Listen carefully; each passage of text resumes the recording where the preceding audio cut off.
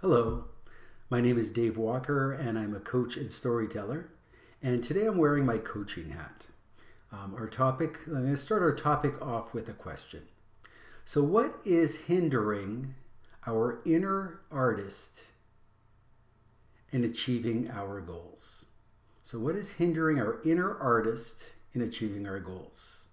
So, if you're writing a book or you're painting or you're starting a business or you're doing something new and creative at workplace, trying to lead a healthier life, all of those things, what is stopping you from achieving your goals?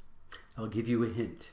It is described in a book by, I've got my coaching hat on, but I'm going to call on one of my fellow storytellers in his book to help us out there. In his book, he refers to it as the most toxic force on the planet.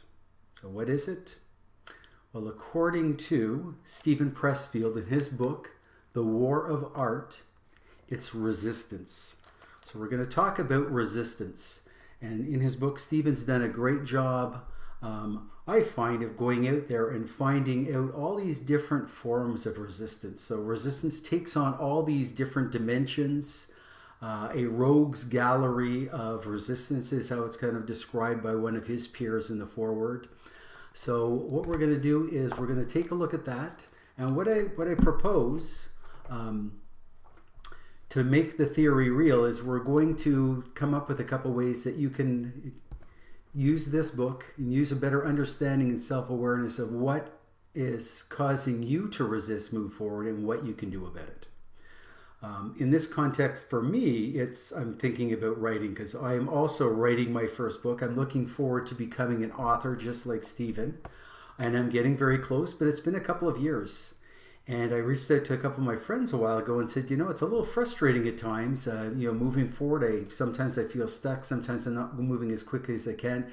And two of them recommended the book. So that's why I went. So I got the book, I read the book, I learned the theory, and then what I did is I put the theory to practice. So the way I put the theory to practice and the way that I'll challenge you at the end of this, and remember it's a coaching conversation, a coaching call, so there's always a next step. I challenge you to pick up a copy of the book as well.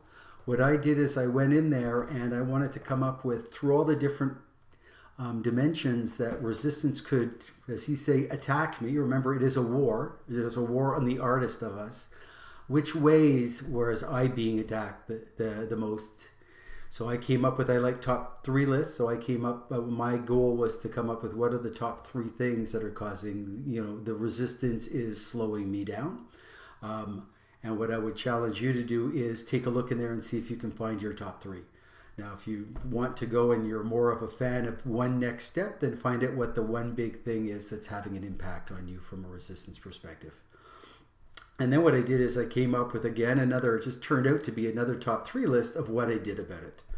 So without further ado, what I'm going to do here is share with you my top 3 of what is causing the most resistance to me in my writing and what I actually do with it. And again, I encourage you to go get a copy, The War of Art. Take a look in there and see, what applies to you. This is what applies to me. So my first one that I came up with was distraction. So that's on page 7 in the book, and basically it's incredible the number of distractions I come across. I often work from my house. This is my home office. So I'm walking down in the morning to go do my writing, and all of a sudden it's I think I'm going to go turn a load of laundry. I'm going to go make myself another tea. Maybe I'm just going to go see if we've got any mail, and then I'll get in here, and then I'm going to check my email, and maybe I'll do a couple of urgent items. And before you know it, lunch is coming up. And I haven't done any writing. And that's where number 2 in the book comes across. And this one's on page 25, procrastination. So then it's, well, you know what? I'll do my writing after lunch then. And then after lunch, I get back and I'm going to do a couple more things. I need to reach out to a few folks. Then it's later on in the day. And after having done no writing whatsoever, I'm really tired. So guess what? I can do it tomorrow. I'm going to start first thing tomorrow. And first thing tomorrow, of course, becomes first thing the next week. The procrastination. But I've been persistent. I've continued moving forward, and I'm almost there. I'm almost done. I'm actually hoping to get my book, which is called Mondays Don't Have to Suck. And it's all about making change and transformation. So guess what? Making change and transformation, guess who's there waiting for you at the other end to try and get you to resist all of that change and transformation. So you can see why this battle and this war is going to be continuous and why I see it as being so important. So I'm coming to the finish line, and guess what? On page 18, resistance is most powerful at the finish line. So all of a sudden, it's like resistance is panicking and kind of doubling down on you. And it's incredible how over the last couple of weeks, as I'm nearing that point, it's almost as if I'm getting twice as many emails and twice as many distractions. And the phone, no one ever phones anymore. The phone's ringing off the hook. So again, it's just kind of coming in there, and again, as much distraction as I can.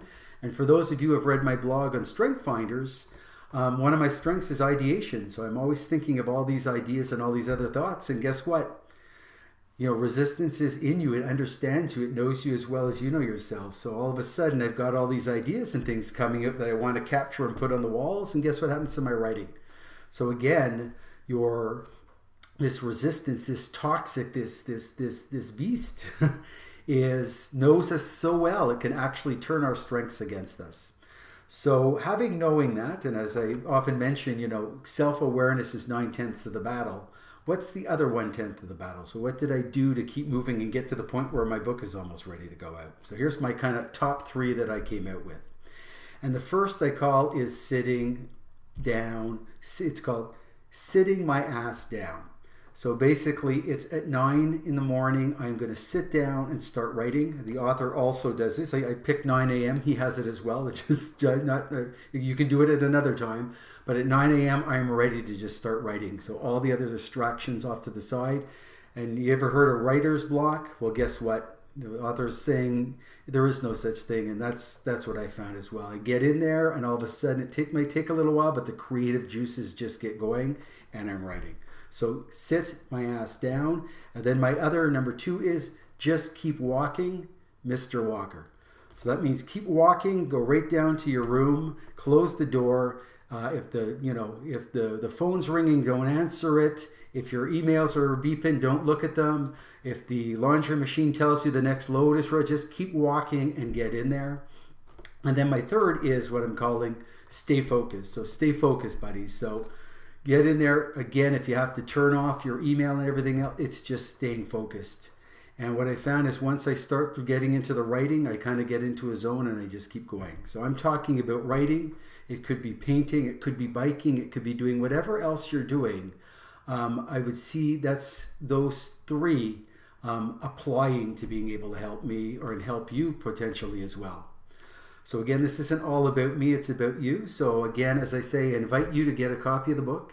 Take a look, see which ones are impacting you. There's a whole lot of them. There's a whole lot of forums. And once I've got these 3 mastered, I'm going to go on and get the other ones because there'll be something else coming after me as well. Because supposedly resistance never goes away. They're with you night and day. So it really is a war, and a war to the end, and a war that I've been winning, and I want to keep winning. So I hope that you also will take up the cause.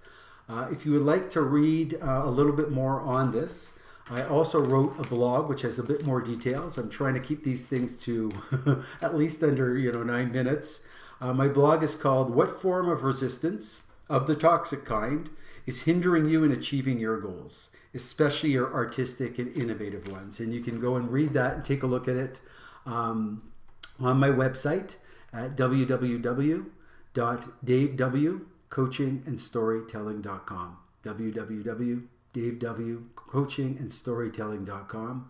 So thanks for joining me, and may the artist in you conquer all, especially your resistance. Cheers.